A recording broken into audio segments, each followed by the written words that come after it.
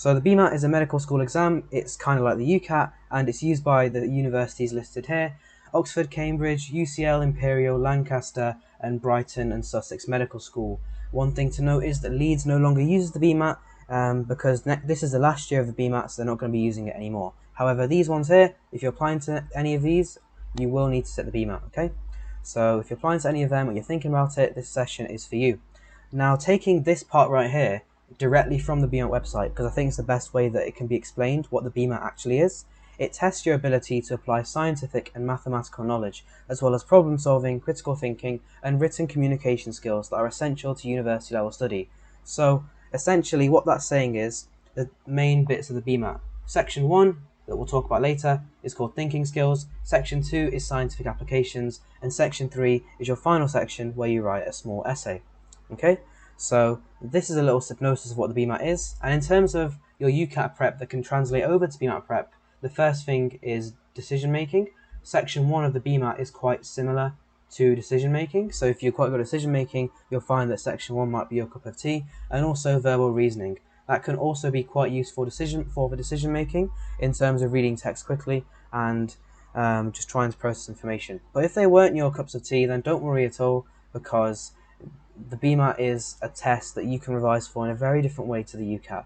So it's a fresh start from the UCAT. Don't worry about your UCAT, but if you were good at it, then hopefully those skills will make the BMAT a little bit easier for you. If you weren't, then don't worry at all, because like I said, it's a fresh start, it's a brand new test. So the actual test itself this year is on the 18th of October. So you can see it's on the 18th, and the UCAS deadline, I believe, is the 15th. So you set this a few days after the UCAS deadline, which means that you don't know your score when you apply to medical schools. So in that sense, it is a little bit riskier than the UCAT, because you don't know your BMAT score when you choose what medical schools to apply for. And in terms of the BMAT medical schools, you know, Oxford, Cambridge, looking at the highest BMAT scores, UCL as well, Lancaster and Brighton, they're your safer BMAT unis, to put it in a simple way, because they ask for lower scores. And Imperial, that's kind of like a middle ground between. To be honest, yeah, it's a safer one as well, because especially this year, the BMAT cutoff for Imperial was pretty low. It was similar to Lancaster and Brighton. So those are the general medical schools. You can research them in your own time to find out a bit more about them, because I'm here to talk about the BMAT and not the schools themselves. So you sit it on the 18th of October, and your results will come just over a month later. And you might be wondering, why does it take so long? You know, it's just a multiple choice test. It's a multiple choice test. It's because you have that essay in section 3, and that's quite long to mark. And that itself we'll talk about a little bit later. Then, yeah, we'll talk about it a little bit later. Thanks, Alfie. Yeah, you can see in terms of the cutoffs for the scores you needed to get an interview, i.e. you had to score above this in order for us to give us an interview. For last year for Imperial it was 10.3 and UCL 10.1. So actually they are a little bit more similar than I thought. And in terms of how much you need to pay, it is £78 to sit the BMAT. Now that is quite the hefty sum, but if you do struggle financially and you won't be able to afford that, it's completely fine. The BMAT's got arrangements in place to sit it for free if you need to. So make sure to check out the admissions testing website, because that's got the information regarding bursaries and financial support. Now, talking about the sections of the BMAT and what generally we can say it consists of. The first section of the BMAT is section 1, and it's called thinking skills. Now, thinking skills is the section that is quite similar to decision making, and a lot of the skills will translate over from the UCAT, and it tests two main things, and this is what the question types can be: problem solving and critical thinking. So just from what that says there, problem solving, you know, it's going to be a little bit similar to those decision-making problem-solving questions where you've got to think about things in 3D space. You've got weirder questions that ask you to do some calculations. And then you've got critical thinking, which is where you're assessing arguments and, like the name suggests, thinking critically as to how you can evaluate an argument, whether it's a bad one, whether it's a good one, what's the main conclusion, etc. But don't worry too much about that yet, because I'm going to go through every single question type for you. And you've got 32 multiple choice questions in this section, and 16 of each of these two types here. And you've got 60 minutes for these. So in terms of the time, it's a lot less stressful than the UCAT in terms of time pressure, because you've just got less than 2 minutes per question to actually complete them. However, you do have larger chunks of text that you need to read, and then you usually have to go through quite a few different answers as well. So on the surface, yeah, you do get more time per question, but generally you are looking at more work per question as well. The second section of the BMAT is known as Scientific Knowledge and Applications, and as the name suggests, it is going to be testing your science. Specifically, it assesses it at a GCSE level. You can find the official specification online by just searching BMAT specification, and you'll be able to see all the topics that are tested in the BMAT. But generally, the questions that you'll see are going to be at a GCSE standard. Now, if you're like me and you did AQA biology at GCSE, there are a few topics that you'll see in the BMAT that don't come up in GCSE. One of them, for example, was the kidney, and that was something we hadn't covered at GCSE at all, but it was okay because there's not too much depth to it, and I asked my A-level teachers to help me out with it. So if there's anything in there that seems a little bit foreign, it's totally fine, because there are the support available for you, yeah? So yeah, that's section 2. There's going to be chemistry, biology, and physics. So a lot of you will be thinking, oh no, it's physics, but to be honest, you will remember a lot more than you think. So you're thinking, yeah, I want to apply for medicine, don't have to do English, physics, these crappy subjects ever again, for most of you. But yeah, you will have to do some physics here. But again, it's not going to be too difficult because it is just at a GCSE standard. And you're going to have 27 questions to do in half an hour, so a little bit more time pressured than section 1. However, these questions are generally a little bit shorter as well. The final section of the BMAT is known as section 3, and this is your writing task. It's going to test your ability to organise ideas and communicate them effectively, and what that is a really long way of saying is that you have to write an essay. You're given an A4 sheet of paper. You cannot ask for extra paper in the exam. At the top of it, it's just going to say BMAT and whatever, and you're going to have a separate sheet of paper that kind of like wraps on top of it like that, and there you're going to put your name, your number, etc., that sort of thing. And you get one A4 sheet of paper that's lined for you already, and you have to write it within that space. You've got half an hour to complete this essay, and we'll talk a bit more about what kind of questions come up, but generally the essay is quite not that deep. You should be focusing on section 1 and section 2 because it's regarded less important as medical schools, and it's not too hard to actually get an acceptable score on there. So those are the general sections of the BMAT, and now what we're going to do is we're going to take a look at the individual sections, what kind of techniques you need to be using, what you'll be expected to face on them, and of course you can ask any questions as we go along. So section 1. Like I said before, there's 32 questions, and 16 of them are going to be problem solving, 16 of them are going to be critical thinking. And problem solving questions are of 3 types. The first type is called relevant selection, the second type is called finding procedures, and the third type is called identifying similarity. We're going to go through each of these, talk about how we tackle them, and the best ways to go about them within the BMAT. So let's talk about relevant selection first. Relevant selection is where you're provided too much information to answer a question. Now, an example of this is this one right here. And just for peace of mind, we're not actually going to be working out or doing any questions today. I've only included these as examples because I know that with the BMAT, of course, there is a limited number of resources available, so I don't want to actually do the questions now, so you can save these questions for yourself for later. But these are the examples taken from the official guide. So this is the typical question you'll receive when you have identifying relevant information. You're given some information here of how you need to get a bonus at a company. If you want a £1,000 bonus, you have to fulfill this criteria. If you want a £500 one, you have to fulfill this criteria here. And it gives you the information about 5 different employees. And you have to say who qualifies for a bonus. Now, the reason why it's called identifying relevant information is because of these answer boxes right here. What you can see is that, of course, the first one's nobody, the second one's Smith, the third one, the fourth one, the fifth one, etc. So what you need to think about straight away is we need to go through these individuals and test them and see if they qualify for a bonus or not. You know what I mean? So we're going to go through each of them and test them. But we need to be clever about it. We're under time pressure and we are doing an exam. So we want to do this in the best and easiest way possible. So let's take a look at this. Smith appears in every single answer apart from nobody. So there's almost no point in testing him, because the thing is, if it's as long as it's not nobody, Smith is getting a bonus no matter what. So don't bother testing Smith.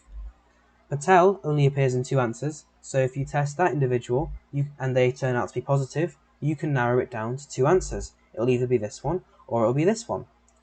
And then the same thing applies for Owololu. I'm probably butchering that name, but if you test this guy, you'll see that we can narrow it down to, again, 2 answers. So straight away, we're going to be breaking it down from 5 answers into 4 into 2. And at that point, you can have, if you're running low on time, you can actually get a really solid, educated guess, or you can work your way through the question in a more time-efficient manner.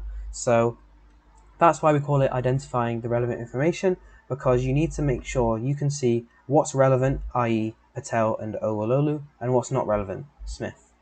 And questions can be different to this one. So in this case, we were identifying which answer is worth testing, but in other questions, for example, you might have received some extra data here, so it might have told you something like the number of days off they took, or something else like how many times they were late for work, etc. It can give you things like that you have to ignore completely and just focus on what's relevant to the question.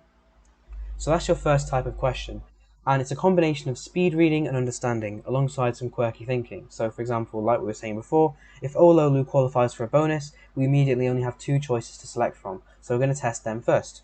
Just little things like that are going to save you a lot of time in the BMAT, and you'll find that you'll be less time pressured and less stressed if you do just try and be a little bit more clever and a little bit more rapidly thinking. The second type of question that we can see is called finding procedures. And it's not a case of finding the right answer immediately, but it's finding the method to find the right answer immediately. So we're going to take a look at an example. 3 thermometers are accurate to each other within 2 degrees above or below the temperature they actually read. One's going to read 7 degrees, one's going to read 9 degrees, and one's going to read 10 degrees. What's the minimum range in which the true temperature lies? Okay, before we do this question, we have to remember, this is a finding procedures question. The main part of this question, and the bulk of our working out, is going to be finding the right way to do the question, as opposed to finding the right answer. And the right way to do this question would be to realise that the range is determined by the overlap between the individual thermometers' ranges. So we've got 3 thermometers. One's reading 7 degrees, one's reading 9, one's reading 10. And we're told they're accurate within 2 degrees above or below. So this one can go up to 9, and it can go down to 5. This one can go up to 11, and it can go down to 7. This one can go up to 12, and this one can go down to 8. Okay? And then what we want to do is you just want to find where these thermometers overlap, and that will get you your answer here. So you can see the main part of the question, it wasn't thinking, oh, is it this one, or oh, I'm not sure out of these two which one it is. The main part of the question is actually taking a look at your data and finding the right way to process it in your head.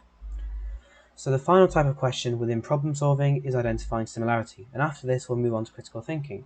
You're typically presented with 2 objects, let's say, and I've put that in italics because it's a general term, and you've got to try and visualize them as one. So here's an example of a question like that. Graham recorded the number of visitors to his shop each day last week and presented the results in a bar chart below. So you can see we've got Monday through to Sunday, and we've got the number of customers per week. We're not given a number, we're just given comparative values. That's why you can tell by the different heights. And we've got these lines which tell us if it's half, 3/4, etc. When Graham calculated the number of customers per hour, he found that he had the same number for all of the 5 days, but the values for Tuesday and Friday were slightly higher. Okay, so we can make a note of that straight away. Just put a little cross or a star underneath these two.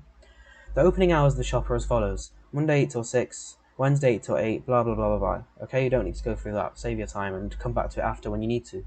Which one of the following could be the opening hours for Tuesday and Friday? So this now, when I originally saw this question, I was looking through the BMAT introduction booklet. I was like, what the heck? Where do I even start? But this question type, which we're talking about, which is finding procedures and then identifying similarity. Yeah. It's about logical thinking. So let's just look at this, right? We know that Tuesday and Friday have slightly higher number of customers, although, he found the same number for the 5 days, but the values for Tuesday and Friday were slightly higher. The question itself is about logical thinking. So if we look at the bars themselves, we know that Tuesday's bar is 3/4 of the height of Thursday's, right? Because 1, 2, 3, 4, 1, 2, 3. So the shop, get rid of that N, so the shop must have been open for less than 7.5 hours if the average number of customers per hour needs to be higher. Okay, that's quite a lot of information, so let's break it down. Looking at Thursday, we can see that it's open from 8 AM till 6 PM. And on Tuesday, we're going to have more customers on that day. We're going to have more customers per hour on that day than on Thursday. So overall, Thursday's got more customers than on Tuesday. However, Thursday, the shop is open for longer. It has to be, because it's got more customers per hour. So if the shop needs to be open for less than 7.5 hours if the average number of customers per hour needs to be higher. If you're worried about the question or you're finding it a little bit difficult, don't worry, because you're going to see these questions quite a lot and you're going to feel a lot more confident as things go on. And remember, the aim of today's session is to introduce you to the types of questions. We're not going to specifically go through them because I don't want to take these questions away so you can't do them at a later date. So yeah. But yeah, generally, it's just thinking about ways in which we can relate one thing to another, because we've got one set of data here, one object per se, and we've got another one up here. Yeah? And we want to think about how we can combine them into one. And there's different ways in which that can happen. You can do it in your head, you can write some stuff down, and you'll find generally that the way which works best for you is the one that you naturally end up doing. So when you do practice, ultimately you won't do too well at the start, but the more you do practice, the more you'll realise what way works for you and what way doesn't. And over time you will get better. So critical thinking now. So this was all the problem solving side of things. We're now going to move on to critical thinking. Critical thinking is essentially where you take a look at arguments and think about the reasons for their validity and what they're trying to conclude. So you're given an argument and you have to think about what are the principles of this argument, what is the argument saying to me, what can I take from this argument. And speaking of what you can take, the first type of critical thinking question is identifying the main conclusion. So you take a look at an argument, and here's an example, and you have to think about what overall it's trying to convince you. So let's take a look at this one. Vegetarian food can be healthier than a traditional diet. Research has shown that vegetarians are less likely to suffer from heart disease and obesity than meat eaters. Concern has been expressed that vegetarians do not get enough protein in their diet, but it has been demonstrated that by selecting foods carefully, vegetarians are able to amply meet their needs in this respect. Which of the following best expresses the main conclusion of the above argument? How do we go about a question like this? I'll just zoom out a little bit. You need to go through each individual argument that could potentially be right, so I'm talking about these answer options right here, and you need to just put a tick or cross next to the obvious ones straight away. So for example, the protein one. We can see that in this idea here, a traditional diet is very high in protein. Is that the main conclusion? Yes or no? Well, the protein is only mentioned in the middle of it, and it's just one of the arguments for an overall larger one. So that definitely can't be the main one, because we start off talking about vegetarian food versus a traditional diet, and then we just have protein in the middle as a little argument and counter argument. So there we can conclude straight away that a traditional diet being very high in protein is not the main argument, and we remove one like that straight away. And we're going to continue doing this for the rest of the actual options as well. We're going to try and remove the ones straight away that are obvious, because that means we're left with the ones that are less obvious, and then we can pay more time and attention to them as opposed to wasting our time on the easier ones. So we go through each individual argument and we tick across the obvious ones. And that's basically it, yeah. So tick across the obvious ones, and then you'll be left with maybe two choices, or you'll be left with one. So that's how you go about these types of questions here, and again, practice makes perfect. The second type of a question is called drawing a conclusion, and you don't want to get it confused with the first type. So the first type of question was drawing the main conclusion, the second type is going to be drawing a conclusion. You're given potential conclusions, and you've got to see which one is best supported by the data and by the argument that you've been presented. So we're going to take a look at an example question here. Those in favour of coursework contributing to A-level grades say that this is much fairer than assessment by exam only, as it means that students who are willing to work hard but perform poorly in exams will have a better chance of doing well.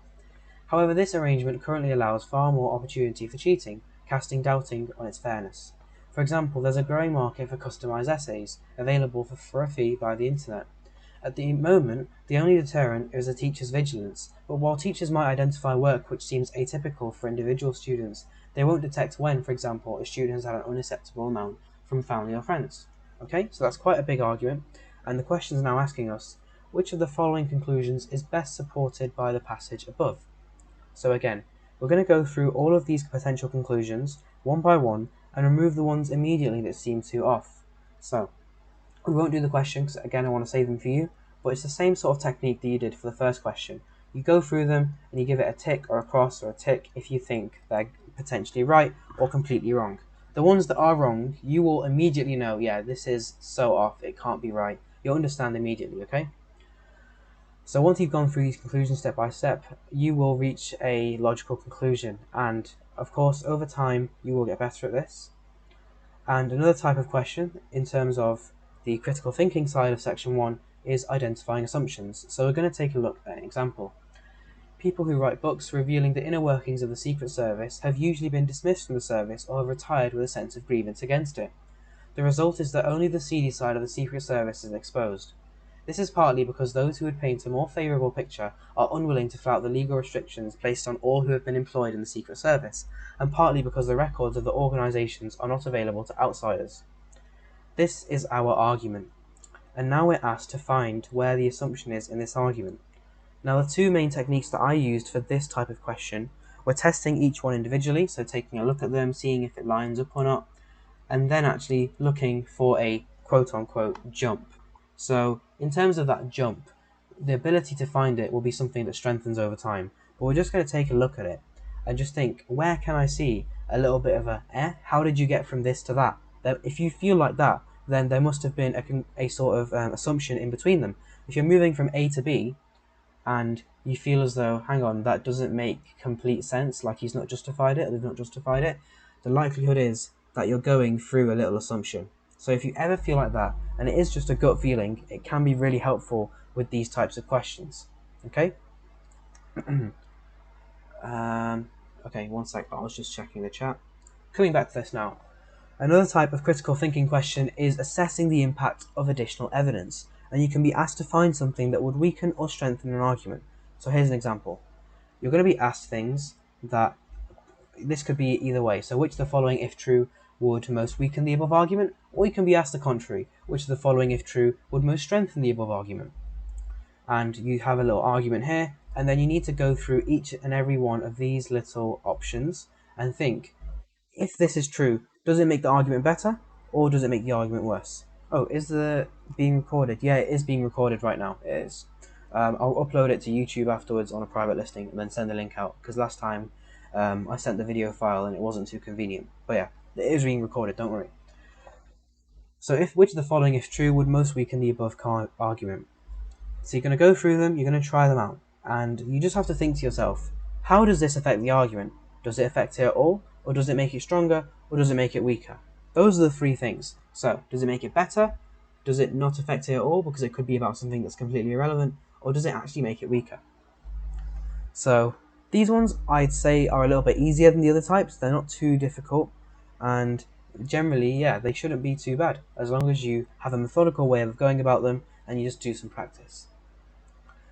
The fifth type of critical thinking question is detecting reasoning errors, and it's a little bit similar to finding assumptions, because you're kind of looking for that jump again.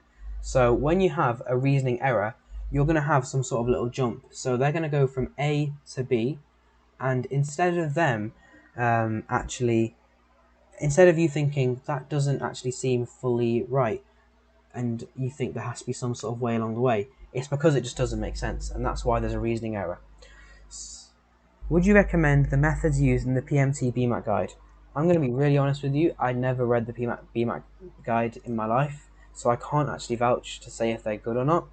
I am going to talk about the best resources to use at the end, but if someone else can answer what their personal experience with that is, then yeah, sure, they can help you out. But I guess if it has got some methods in there, then there'd be no harm in looking at them and potentially trying them out. You'll know what works best for you. Okay, so yeah, sometimes when you read these arguments, one thing to note is that when you do read them out, you can have an internal bias in you, especially if you're approaching the end of the paper and you're like, come on, easy question, I want to get it done. So you read it and you think, rabies not likely to enter Britain in a wild animal. Yeah, I think that's true, because you just want to get on to the next question. So when you get later on in the paper, don't lose focus, don't lose track of where you are. You need to remember that every question is a fresh start, and every question is a point that you can get. Will I upload the document? Yes, I will do. I will upload this document. I'll upload the edited version of it, even though there's nothing useful on here. It's just random A to B's. And I'll also upload the recording. So yeah, I'll upload everything after the session, guys. Don't worry. So yeah, try and look for a little bit of a jump and see how you can get from... See if someone's gone from one point to another, and if it doesn't really make total sense to you. And matching arguments is kind of a break from the rest because it is a bit easier. You usually just see a logic and see where it's repeated. So yeah, that's the next type of question, matching arguments. But this one, these aren't too hard either. So next type, matching arguments. And essentially you're going to see, like the name suggests, two arguments, and you want to see which one match up. You're given one of them, you want to see the logic in that one, and then see how that logic can be applied. The explanations are different on TB's page. I've made my explanations based off of the official BMAT guide and my own experience. So if they are vastly different, then it's obviously up to you what you want to check out. But I've made this based off the official guide. It's up to you, of course. More resources can be better, More resources can be worse. You'll know what's best. So this is the next type of critical thinking question, and they are kind of a little bit easier than the rest. So these are pretty good as well. So you're given a little bit of an argument, and we'll read through this one for the sake of it, because it's pretty small. I can't get an answer when I call my mum. Either she's not answering the phone, or she decided to stay on holiday for an extra week. She must have decided to be on holiday for an extra week, but because she'd never let the phone ring without answering it. So it's kind of like a little bit of, you know, those syllogisms where it's like all owls are woodpeckers, some woodpeckers are black, that kind of thing. It's a little bit like that. I cannot get any answer when I dial my mum's phone. So A has happened, and there's two possible outcomes, B or C, and C cannot occur because of this reason D. That is a little mind map of what this question's logic is saying here, and of course the logic will vary between questions, but yeah, no, don't worry, Zed, I know what you're saying, but it's just me personally, I've never checked out the PMT one, so I can't really say if they're good or bad. And then it gives you a bunch of other arguments, and it asks you to think about which one has the same sort of reasoning. So which one has that A occurs, C or B must be the answer, C can't occur because of D. And you're given these, you're just going to test them, and it can help you to just do that same approach again. So if this is something that oh god, that was a really terrible drawing, but yeah, if this is something that works for you, then you can go and do it for these ones as well. So maybe it's A goes on to B plus C, but never D, that kind of thing. These can be quite helpful. But again, don't confuse yourselves with letters, don't confuse yourself by doing extra writing, just do what's best for you. Are these the questions you have 2 minutes on? That's right, yeah. This is section 1. You've got just less than 2 minutes per question here. The final type of question in section 1 is applying principles. You'll look at an argument, think about the principle and try and identify it, and then you'll apply that same principle to another. So let's take a look at this one. Smokers who suffer from heart disease which is caused by their smoking should not be allowed to get free health treatment. This is because it's an example of a self-inflicted illness. Those whose actions have caused illness or injury to themselves should make a financial contribution to their treatment. Okay, so that's our argument. Which of the following best illustrates the principle underlying the argument above? So there's two stages to this question. You're first of all going to find the principle in that argument. You're going to find what this essentially, thinking about the definition of a principle is kind of like a rule or a sort of thing that whoever wrote this argument believes in. And in this case, we can generally see that the principle is someone who has a self-inflicted disease should pay or should be punished, essentially. Not punished, but like they should have to make a contribution to their treatment. That's generally the principle here. And then you take a look at where else, which sort of argument applies the same thing again. So that is section 1. My mouth's a little bit dry, so I'm going to have a sip of water. But if you've got any questions about section 1, please do feel free to ask them in that chat. I'll just be 10 seconds, then we'll get moving on to section 2.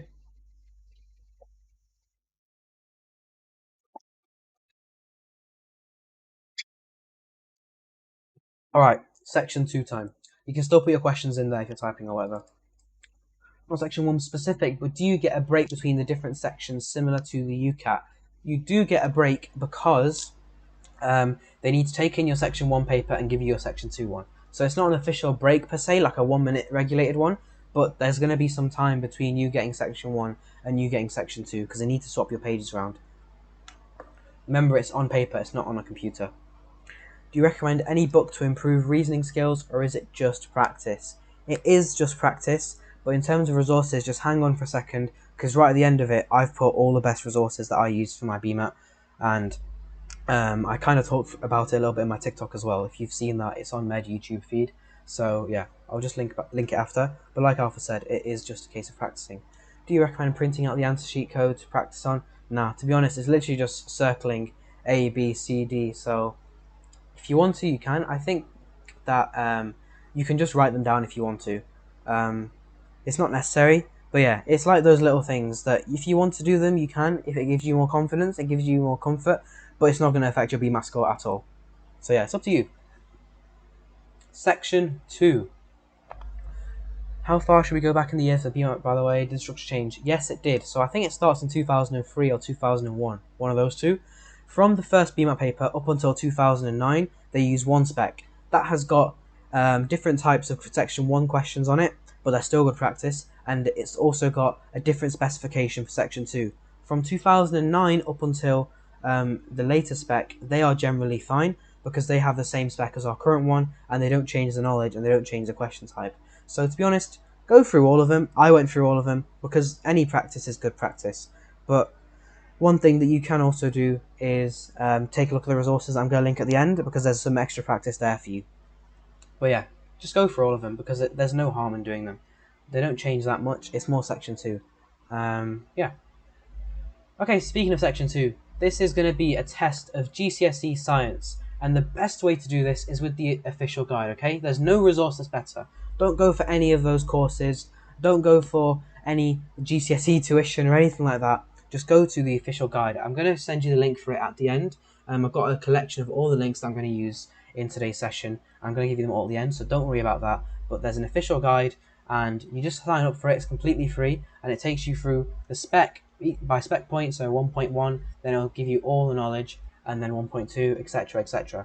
And you can make flashcards from that, you can learn it from that, you can make notes from that. It's very, very good, and it's super good explanations, okay? But generally, speaking of section 2, you will remember a lot more than you think. So you might be thinking, yeah, it's been almost 2 years since I did my GCSEs, but you will remember a lot more than you think, okay? So don't worry. How do I go about starting section 2 revision? Because I've not done GCSE in so long, I'm not sure what I remember and what I don't. This is what you do. You're going to go through the official BMAT spec, which is linked. You're going to identify your weaknesses and focus on them more. So most of your weaknesses will lie in that physics section, because you haven't done them for quite a while.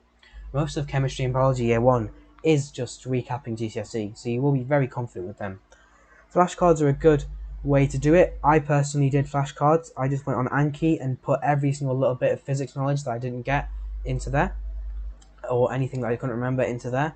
But remember, just have confidence in yourself. You don't need to waste time going through the entire thing. Yeah? And section 2 BMAT, it's not like GCSE where it was kind of application-y, where it's like it's going to give you a problem-solving sort of question. But yeah, it's not too bad. I dropped physics 3 years ago. I didn't complete the DC syllabus. If I answer 2/7 of the physics question correctly, based on the biochem math, is that okay? In terms of BMAT scoring, I don't think you should want to rely on that, to be honest. You don't want to say, I'm going to bang out this section and do a bit crap on this one. So, yeah, the thing is with the, like Alpha's saying, with the BMAT, they do know that most people doing this haven't done physics in quite a while. So, the questions aren't that difficult, honestly. You never had a good teacher, that's completely fine. What I didn't have a good teacher for physics either at GCSE, but go over the notes on the spec on the website, like Toma have said, because those notes are really, really good. They explain stuff clearly, they've got nothing more than what you need, nothing less, and of course there are GCSE revision videos to supplement your learning. So don't worry about it. It might seem overwhelming at first, but you're going to be just fine with it, okay? So don't worry. Physics is not that hard. In the BMAT. Some stuff you might not have done before due to your spec, e.g. kidney. So yeah, with the kidney, I never actually did that at GCSE, and I hadn't done it at A level yet because it's year 2. But you can ask your teacher for help, and they're not going to say no. So if there's some stuff that you just don't get, for example, with physics, if you've got a physics teacher at your school and there's some topic that you just don't understand, just say to them, Sir, Miss, I'm going to be doing the BMAT, I need a little bit of help with physics. And just go to them at lunchtime and ask them, because they're there to help you, yeah? Don't feel afraid to ask for help. Same thing with this server. We've got a BMAT channel. You can ask medical students and other BMAT sitters for some support and help, and they will help you out. It's a pretty cool server. And then in terms of questions, there are multiple choice. You've got 7 chem, bio, and physics, and you've got 6 of the maths ones. And in terms of the maths, you know how I'm assuming most of you did higher GCSE, but you've got like 15 questions in the actual maths paper. Those last 3 or 4 at the end that were kind of difficult, the longer mark ones, those are the style of questions that you'll get in the BMAT maths. So I'm not saying they're going to be like 5 marks but only 1. I'm not saying that, but I'm saying in terms of the problem solving aspects and the kind of, quote, weirdness of them. That's the kind of questions that you'll get. Okay, nothing that terrible, to be honest, but my year, Alpha's year, the BMAT was quite heavy on maths, to be fair. But yeah, remember, whatever you don't do as well in one section, you can compensate in the other section, yeah? Yeah, IB Math will help you out, because I know it's pretty tough, especially Math AA. So yeah, the Maths is GCSE level, so if you're doing IB, it's basically high school level, and the types of questions that would have been at the end of the paper. If you do A level, you can use this to your advantage, so For example, there are things like, for example, I remember when I was doing some practice, one of the questions, do you get a periodic table or will you not need it? You will not need a periodic table at all. If you need any external data, they will provide it for you. One thing to know is about the periodic table, though, you need to go over it in the idea that I remember we called it group 1, 2, 3, kind of like that, and then 7 and 8 or whatever it is. I literally forgot chemistry, bro. I haven't done this in ages. But this thing, innit? Like that. One thing to note is that if you did that at GCSE and you do that at A level, the BMAT's a little bit weird, so don't just jump into questions straight away because it calls this one 1-7 and 1-8 and 1-6 or something like that. It's kind of weird the notation they use in the BMAT, so just be prepared for that as well. But again, once you go over the spec, you realize that's kind of alien to me. I need to go over it, so don't worry. Yeah, they are mostly geometry questions there. Final section, section 3. That is 2021 paper 3, I think, at Excel. I remember seeing it on TikTok a lot. Any questions about section 2 before we move on to section 3, guys? You'll also have the opportunity to ask at the end if you can't think of any right now.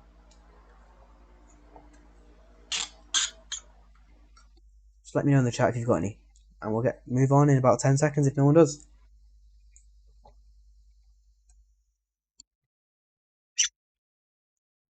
Okay, we're all feeling confident. Let's move on to the next and final section. Section 3. This is a section that you should not deep at all, okay? You're all thinking, essay, I dropped that crappy subject English back in year 11. I don't want to do an essay. I'm not a slave. I'm not writing out a whole page of A4. But don't worry. Trust me, this essay is super, super chill, alright? It's not even an essay. It's just literally you spewing words onto a page. So, low floor, high ceiling. This is very, very important. The essay is scored like this. You're going to get a number from 1 to 5, and 1, you wrote a complete piece of crap. Number 2, it's kind of mid. Number 3, it's decent. Number 4, that's good. Number 5, this is the greatest thing I've ever seen in my life, and I'm going to have it read out at my wedding. That's the scaling for the BMAT. And then in terms of this, you have A, B, C, D. A is I know English, or I know it at least. B is I have never spoken English in my life. C is I don't know English. D is I don't know English. Okay, don't worry about this one, because if you're, most of you're going to be completely fine with this one, yeah? It's just, that's literally just spelling, punctuation, and grammar, okay? And even if you make like the odd spelling mistake or whatever, as long as it's literally legible, it's completely fine. In terms of what you want to be aiming for with this number, which is the important part, you want to be aiming for a 3A. And a 3A is super easy to get. So what we mean by low floor, high ceiling is that in terms of the actual BMAT itself, it's super, super easy. So it's kind of like this. Let's imagine it's a staircase. This is 1, this is 2, this is 3. Okay? It's super, super easy for you to walk from 1 to 3. That's really, really easy. But you want to get up to 4, that's a big jump. You want to get up to 5, that's a really big jump. So getting a 3 is all you need, because 3 literally means decent. Like, it's okay. Because that's all you need. Most med schools don't even care about it. And if they do, they only care about it at a tiny, tiny amount. I know Imperial, they only want 2.5. So that's fine. So getting a 3 is what you want here. And in terms of the grammar, you want to get an A. You're going to get your essay marked by...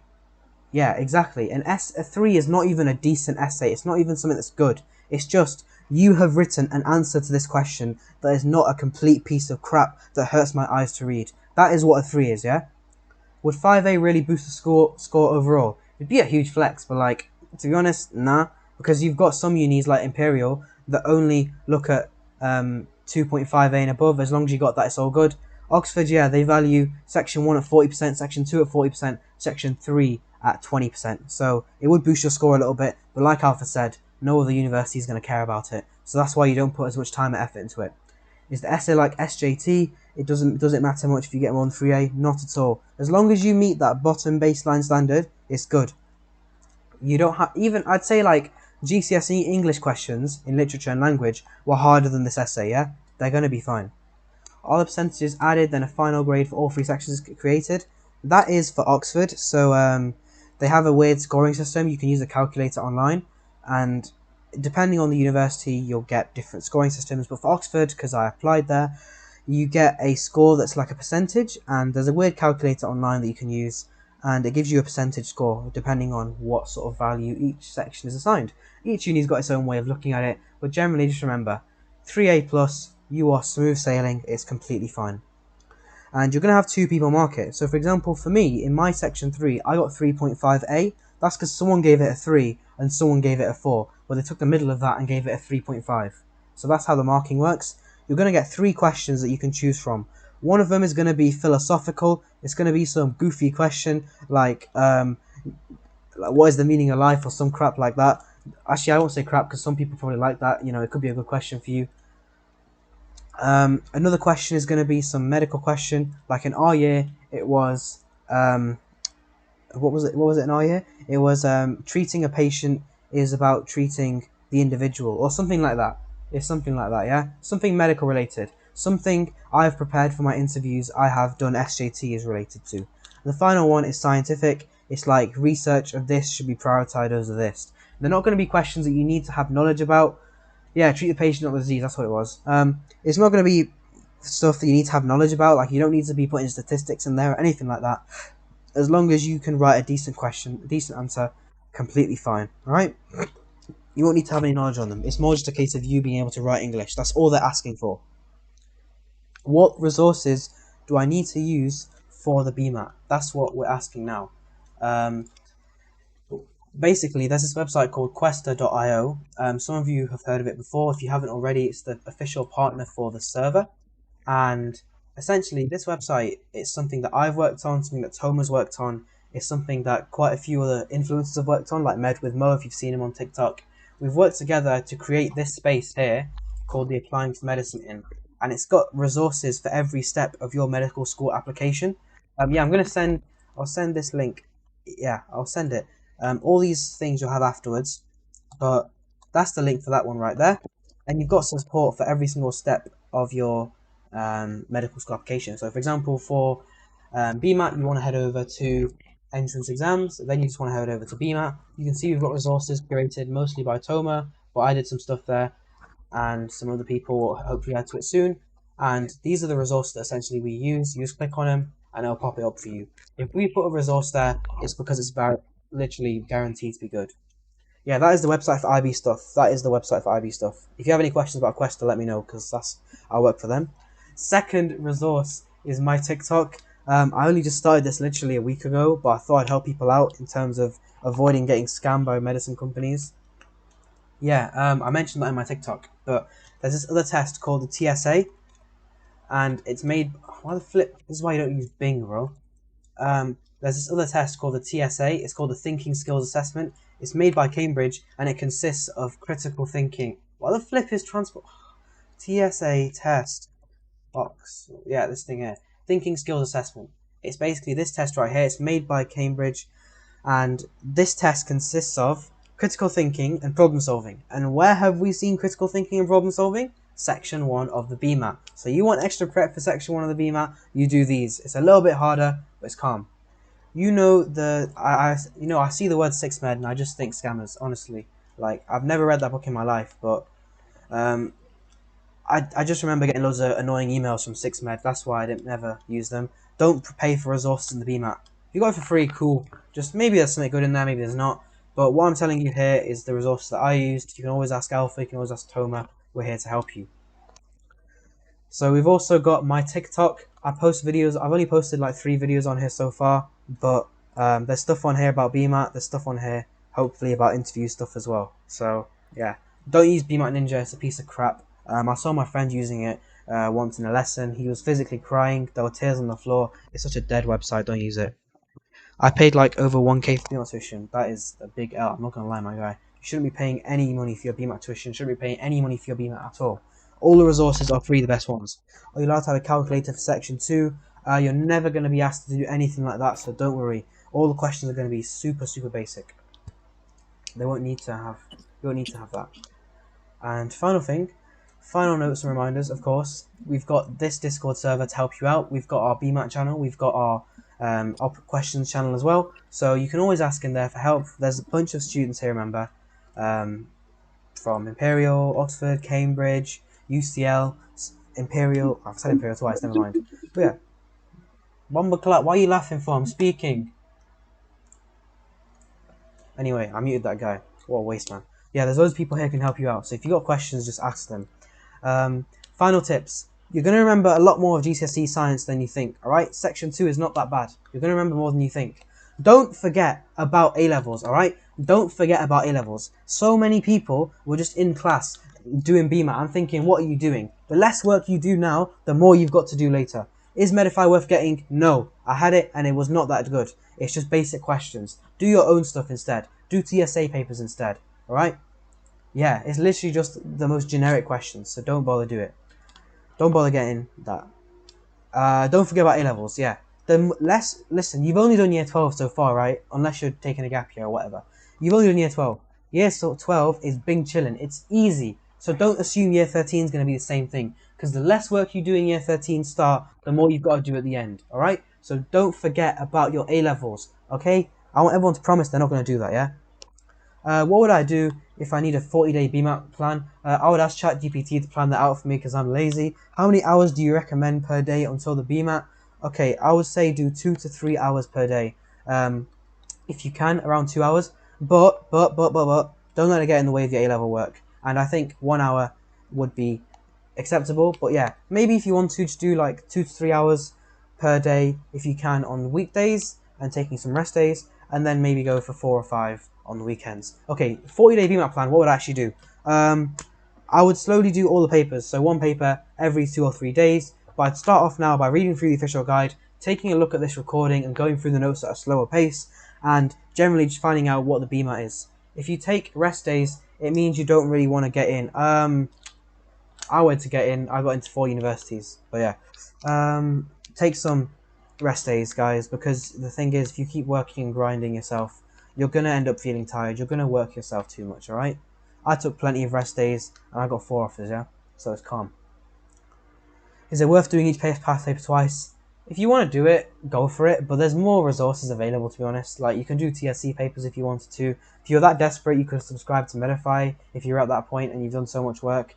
But generally, there's always going to be GCSE content to cover, and I think that personally, if you do a paper again, you're not going to be able to, because it's multiple choice, you're going to remember, oh yeah, this question, I got it wrong, but this was the answer. So yeah. Reporting to the GMC, that's calm. Is Toma on the Questa page? No, she's not, but I am. Where is this? Oh, this book right here. I think I've seen it before. Again, it just takes you through. It's got work solutions, which is pretty good. But there's also a website on what's it called? On Questa that I've linked that have got work solutions for you. So it's calm. Yeah, there are some mock papers. So if you run out of practice, then just go for it. Yeah, crack BMAT. That's the one. But personally, I never use this, so I don't know if it's good or bad or not. Yeah. What else? Anything else I want to do? Yeah, don't stress. Try your best. And one final bit of logic, or one final bit of thing from me that I want to say is, don't be scared in terms of where you apply, because yeah, I'm gonna send the PDF. Because the thing is, the likelihood is, if you're on this server and you're attending classes, you're giving up your Sunday. The likelihood is you work pretty hard, and you're only going to be applying to med school or med school once, because you're going to get in first time, inshallah. So if you're thinking, should I apply to a safe one, or should I apply more safe, or should I apply more ambitious? If you have a dream and you want to go to a prestige uni, not that it matters, just go for it, man. Because one of my regrets is that I applied to the University of Leeds because it was BMAT, and I was like, yeah. I'm not saying Leeds is a bad uni, by the way. I think it's a sick uni. But I would have preferred to have applied to UCL or Imperial with that spot. But I applied to Leeds because I was worried that my BMAT score might not be as good. But if you think that you're only planning to be at uni, you got time to do the UCAT, man, go for it. I'm going to King's College London, inshallah. Yeah. If you want to actually, if you have a dream, you want to go to UCL Imperial, don't be scared. You know how much prep you did. Damn, not Oxford. Nah, they rejected me post-interview. I was pretty close to getting in, but alhamdulillah, I'm going to King's College London, so more than happy, bro. Do you know any unis that do GCSE resets and they take into consider? No, unfortunately, I didn't get an offer, but I did the interview and it was a good experience. But I'll still be going to one of my dream medical schools, alhamdulillah, so it's fine. No, don't worry, don't apologise, bro. Do you know any unis that take GCSE resets? I know that a lot of universities allow you to resit if you have extenuating circumstances. Generally, you're looking at, I think, med schools. I know Leeds will do it.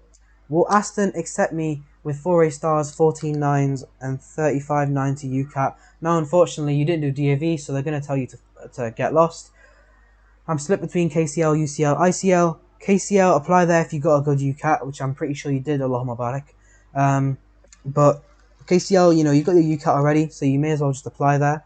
UCL and ICL, Imperial, it's a pretty safe uni. UCL is a pretty safe uni. Not with extenuating circumstances, just any normal resets. That wasn't a situation I went through, alhamdulillah, but you can find these sort of things online. So if you want to email the university or go to the admissions page, that'll be a much better place than I am. Because, sorry, I just can't comment on something that I just don't know about, innit? But yeah, hopefully you'll find a university that accepts that. Are UCL and Imperial attainable for an international student like me, by the way? Imperial defo is. I know they have a decent proportion of international students.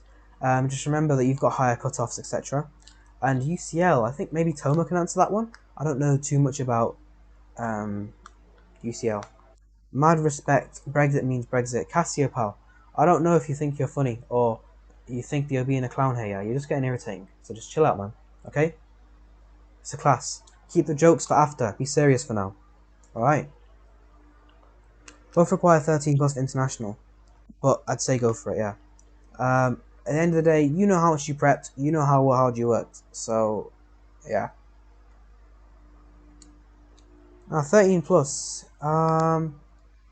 Is it that hard? It is quite difficult. But you can get it if you work hard enough. But yeah. 13 of what? Oh yeah. I got, after calculating my percentile, top 5%, alhamdulillah. I don't really like to reveal the exact score. Because, yeah. But I'll tell you that, top 5%, alhamdulillah. That's why I do the class. Otherwise, I wouldn't want to do the class if I didn't. So here's how the BMAT is scored. You get a score for section 1, you get a score for section 2, you get a score for section 3.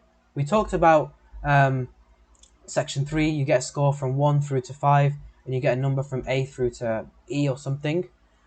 And then section 1, you're going to get, and section 2, both of these, you're going to get a score from 1 to 9. Generally, the score, I'll take you through actually, BMAT 2022 score sheet. I'll just quickly show it you. This is it here, right? Yeah. This is the kind of thing you're looking at when we're talking about scoring. So in section 1, in terms of the marks that you get, this is an old one, but yeah, let's take a look at it. What is best, UCAT or BMAT? UCAT allows you to know your score before you apply. BMAT allows you to apply to certain universities that are quite prestigious. But that being said, it doesn't matter which university you go to, so it's completely your choice. In terms of scoring, you'll get your mark, and that gets converted to a score.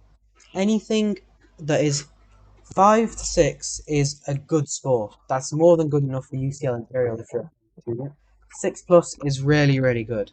So I'd say in terms of like the UCAT equivalent, getting somewhere between a 5 and a 6 is like getting 700 in your UCAT, or getting maybe like a high 600, and getting 6 plus, that's like getting a 725 or higher. Okay, so yeah, they are low, but remember, listen. They are tough questions. They're not going to be easy. It's not a walk in the park. But inshallah, there'll be barakah for all of you who are doing the BMAT, and you'll all get into your dream medical schools, inshallah. But yeah, there's my TikTok, by the way. I would appreciate it if you followed me in it. I'm going to be doing more videos on BMAT interviews, all the stuff. What's realistic to aim for from now on? Just aim for 6, bro. Aim for 6s. Say you're averaging 5s. Yeah, aim for 6s, bro. I started off averaging 5s, but I got up to 6s easily, so it's calm.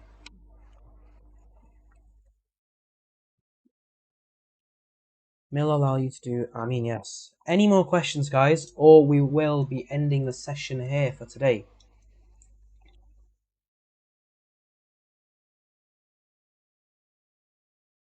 Does Imperial accept resets? I know they accept A-level resets, but I don't know, bro. Like I said before.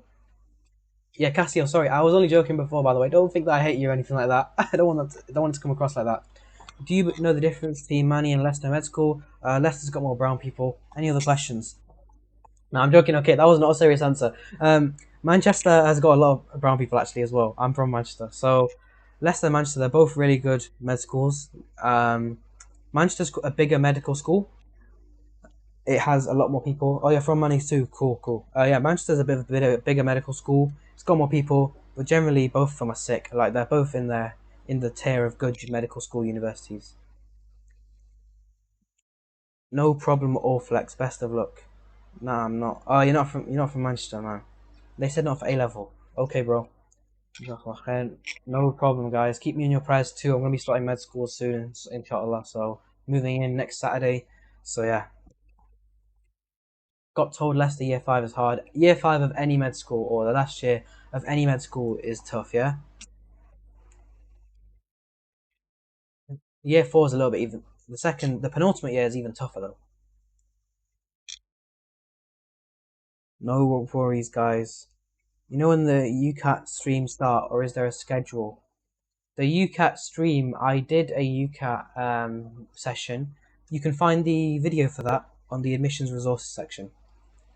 I sent the YouTube upload for that. If there's no more questions, guys, we'll end it there. Remember, you're welcome to ask any questions that you want to in the BMAT chat or in the questions chat, yeah? There's a whole community of medical students here to support you. You want a shout out on TikTok? Yeah, man, go for it. I would appreciate it.